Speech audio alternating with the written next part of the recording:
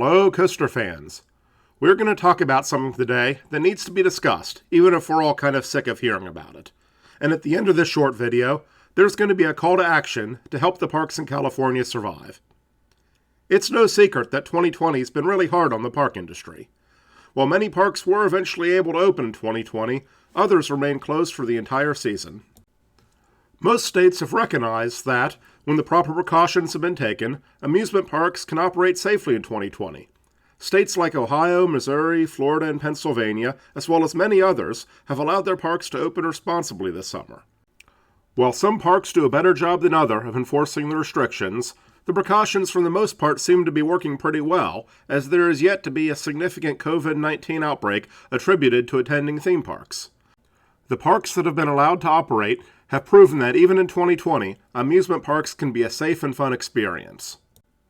While not every state has allowed their parks to open, most of the states that have forced them to remain closed are at least working with the parks to set reopening guidelines that protect both the population from COVID-19 as well as give the parks a fighting chance to stay in business. Even parks like Valley Fair and Six Flags America that remain closed for the entire 2020 season are expected to reopen in a safe manner in 2021. The states that these parks reside in have outlined a safe path for future operation of these parks. Most states understand the economic and mental health benefits that having open parks bring to their citizens. They understand that providing the population with a safe, fun entertainment option is really critical at a time when people are more isolated than they've ever been before. These states also understand that thousands of their citizens rely on the theme park industry to put food on the table, and that extending the closures any longer than absolutely necessary will likely destroy these jobs forever. In many cases, the reopened theme parks have also provided valuable data and experience to their states in return. For example, the state of Ohio looked to Cedar Fair when they were trying to figure out how to responsibly and safely manage long lines in the voting booths this November. There is one state, however, that has recently released guidelines that are so strict it will essentially prohibit a 2021 season for most of the parks in their state. This state is, of course, California. California has recently released a color-coded COVID risk system to define the threat in each particular county. Under this system, purple means COVID is widespread, with 7 or more cases per 100,000 residents. Red means the risk is considered substantial, with 4 positive cases per 100,000 residents. Orange means moderate, with more than 1 case per 100,000 residents. And yellow means minimal risk, meaning that there's less than 1 case per 100,000 residents. A green situation with no risk and no regulations at all has not yet been defined. As we all know, California is home to a lot of parks, from giant international tourist magnets like Disneyland to smaller community parks like Gilroy Gardens. Under the new guidelines, all parks are broken up into only 2 categories, large and small. Small parks have a capacity under 15,000 guests, while large parks have a capacity over 15,000 guests. No other factors come into play when defining whether a park is large or small. The state of California has decided that small parks are allowed to open when the county that the park resides in reaches orange level. When they're open at this level, parks are limited to 25% of capacity or 500 people, whatever is lower.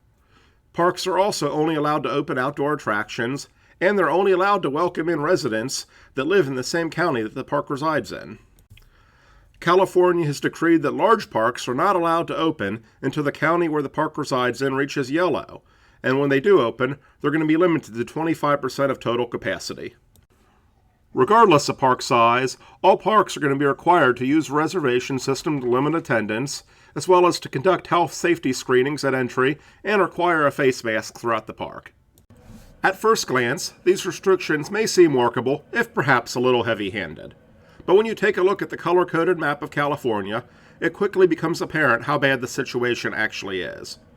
With the exception of Santa Clara County, home to Gilroy Gardens and California's Great America, essentially every other park in the state is in a red or purple county. Most of the smaller boardwalk parks that would have had a chance of profitably operating under the orange restrictions are located in counties that are still red or purple. The reality is that until there is effective vaccine, these counties will never reach orange, much less yellow. Under the guidelines, it is very unlikely that a large county such as Los Angeles County could reach yellow under any circumstance, even with a vaccine. The goal of less than one case per 100,000 residents is simply unrealistic in such a densely populated county. While we all look forward to the day when COVID-19 is a thing of the past, the reality is that COVID is likely going to be around for many more years to come. The challenge is going to be to find a way to manage the risk while we all go on with our lives.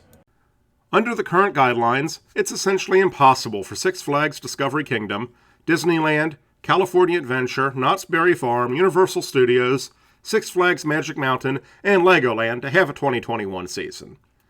SeaWorld San Diego will likely be able to be opened as a zoo, both outrides for 2021. California's Great America and Gilroy Gardens have a chance at operating at 25% capacity in 2021, but even that is not guaranteed. The future of the California theme park industry has never been so bleak. Missing an entire season is bad for these parks, but most of them will likely be able to survive. Missing 2 entire seasons is something that even the largest parks can't weather. I'd be very surprised if the difficult conversations about when to liquidate California parks have not already started to be had within Six Flags and Cedar Fair boardrooms. Nobody wants a future without Disneyland, but the current regulatory environment of California may be pushing us into that bleak world. Okay, enough moping around. It's time to do what we can to help the parks in California. The California Attractions and Parks Association has started a campaign outlining their safe reopening strategy and asking everyone to write Governor Newsom, asking him to revise the guidelines to give the parks in California a fighting chance to survive. As one coaster enthusiast to another, I am asking everyone who cares about this industry to take the time to send an email to Governor Newsom and to encourage all of your friends to do the same.